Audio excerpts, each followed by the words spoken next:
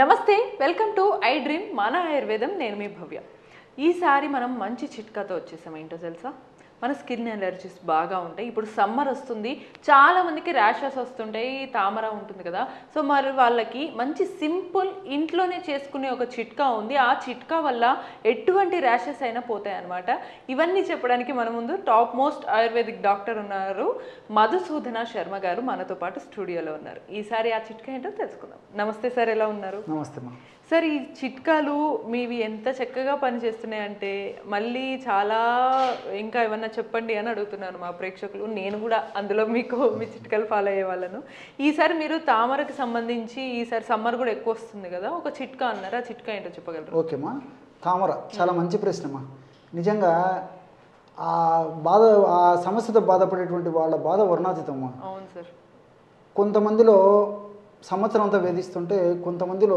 ఈ సమ్మర్లో మరీ ఇబ్బంది పెడుతుంటారు సో తల నుంచి కాళ్ళ వరకు ఎక్కడైనా సమస్య రావచ్చు బాగా ఒక్క చోట వచ్చిందంటే చాలు బాగా దురద పెడుతుంది దాన్ని గోకి గోకి గోకి మొత్తం స్ప్రెడ్ చేసుకుంటారు ఇది ఇంకా వేరే వాళ్ళకి పాకుతుంది ఇంకా పిల్లలు చిన్న పిల్లలు ఇంట్లో ఉంటే కనుక ఇంకా చాలా ఇంకా బాధమ్మా పాపము కొంతమంది అయితే పాపం వేలు ఖర్చు పెడుతుంటారమ్మా కానీ కొలిక్కి రాదమ్మా తాత్కాలికంగా రిలీఫ్ ఇస్తుంటుంది మళ్ళీ ప్రాబ్లం వస్తుంది ఎంత ఏం చేసినా మళ్ళీ ఫ్యాన్ కింద ఏసీ కింద కూర్చున్నా మళ్ళీ అదే రిపీట్ అవుతుంది అవునమ్మా చెమటలు పట్టే వాళ్ళలో మరీ ఎక్కువ షుగర్ పేషెంట్స్ వెయిట్ ఉన్నటువంటి వాళ్ళలో మరీ ఎక్కువ సమ్మర్లో కొంతమందికి మరీ ఇబ్బంది పెడుతూ ఉంటుంది సో రాత్రిపూట అయ్యేసరికి విపరీతమైనటువంటి దురదమా దానివల్ల నిద్ర కూడా సరిగ్గా పట్టదు ఎగ్జాక్ట్లీ తర్వాత ఈ మంట పోటు సలుపు అదేవిధంగా తల నుంచి కాళ్ళ వరకు ఎక్కడైనా వస్తుంటుంది ఫస్ట్ రింగ్ లాగా వస్తాం అందుకే దీనికి రింగ్ వామ్ అనేటువంటి పేరు జస్ట్ ఒక రింగ్ లాగా ఉంగరం లాగా వచ్చేసి గీరే కొద్దీ ఆ రసి పక్కన బాడీ చర్మాన్ని తెలిసి స్ప్రెడ్ అయిపోతుంటుంది సార్ మరి ఇంత సమస్యకి మీరు వెంటనే మాకు ఆలస్యం చేయకుండా మా ప్రేక్షకుల కోసం ఆ చిట్కా ఏంటో ఆ ఇంగ్రీడియంట్స్ ఏంటో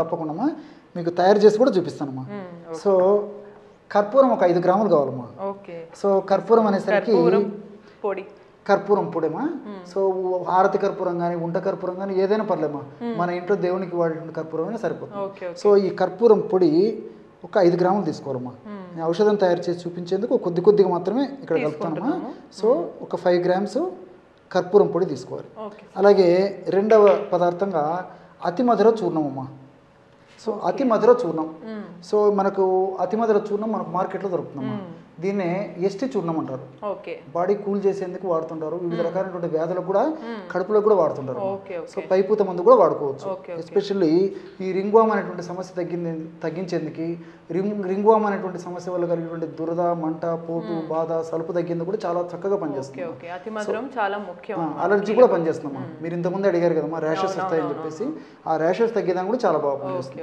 సో ఇది ఒక 10 గ్రామ్స్ తీసుకోవాలి సో కర్పూరం 5 గ్రామ్స్ అయితే ఒక 10 గ్రామ్స్ తీసుకోవాలమ్మా సో మన వాళ్ళకి అర్థమైంది కొద్దిగా మాత్రమే నేను కలుపుతున్నామమ్మా సో 5 గ్రామ్స్ కర్పూరము 10 గ్రామ్స్ అతిమధుర చూర్ణము మూడవ పదార్థంగా శ్రీగంధం పొడి అమ్మా సో శ్రీగంధం పొడి కూడా మనకు మార్కెట్లో దొరుకుతుందమ్మా శ్రీగంధం పొడి కూడా ఒక 10 గ్రాములు తీసుకోవాలమ్మా సో శ్రీగంధం పొడి 10 గ్రాములు అతిమధుర చూర్ణం 10 గ్రాములు అదేవిధంగా కర్పూరం మాత్రం 5 గ్రాములు తీసుకోవాలమ్మా సో ఈ విధంగా రేషియోలో మనం ఎంత ఎక్కువ ప్రమాణం కూడా తయారు చేసుకోవచ్చమ్మా సమస్య కొద్దిగా ఉండి కొద్ది ప్రాంతాల్లో ఉన్నట్లయితే ఔషధం కొద్దిగా తయారు చేసుకుంటే సరిపోతుంది సమస్య ఎక్కువగా ఉండి ఎక్కువ బాడీలో ఎక్కువ ప్లేసెస్లో ఉన్నట్లయితే మనం ఇదే రేషియోలో ఎక్కువ కూడా తయారు చేసుకోవచ్చమ్మా చూడండిమా బ్రహ్మాండమైనటువంటి ఈ తామర వ్యాధిని తగ్గించేటువంటి దివ్యమైనటువంటి ఔషధం రెడీ అయిపోయింది చాలా అద్భుతంగా పనిచేస్తుందమ్మా సో ఈ విధంగా తయారు చేసుకున్నటువంటి పౌడర్ని అదే అమ్మా గాజు సీసాలో నిల్వ ఉంచుకోవాలమ్మా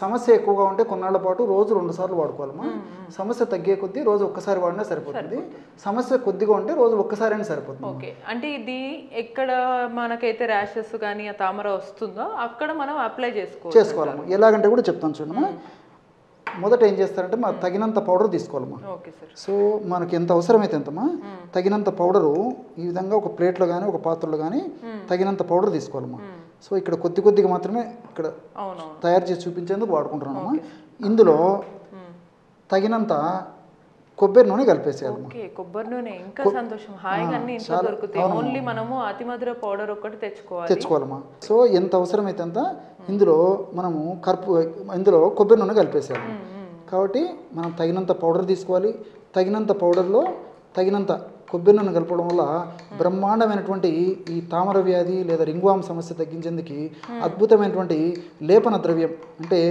క్రీమ్ రెడీ అయిపోతుంది. చూడండి బ్రహ్మాండమైనటువంటి క్రీమ్ తయారైపోయింది. క్రీమ్ ఈ క్రీమ్ని మనము ఎప్పుడెప్పుడు ఏ టైమ్స్లో అప్లై చేసుకోవచ్చు సార్? అదే రోజు 2 సార్లు. మా సమస్య తీవ్రంగా ఉంటే రోజు 2 సార్లు ఈ విధంగా అప్లై చేసుకోవాలి. సమస్య కొద్దిగా ఉంటే రోజు ఒక్కసారి అప్లై చేసుకుంటే సరిపోతుంది.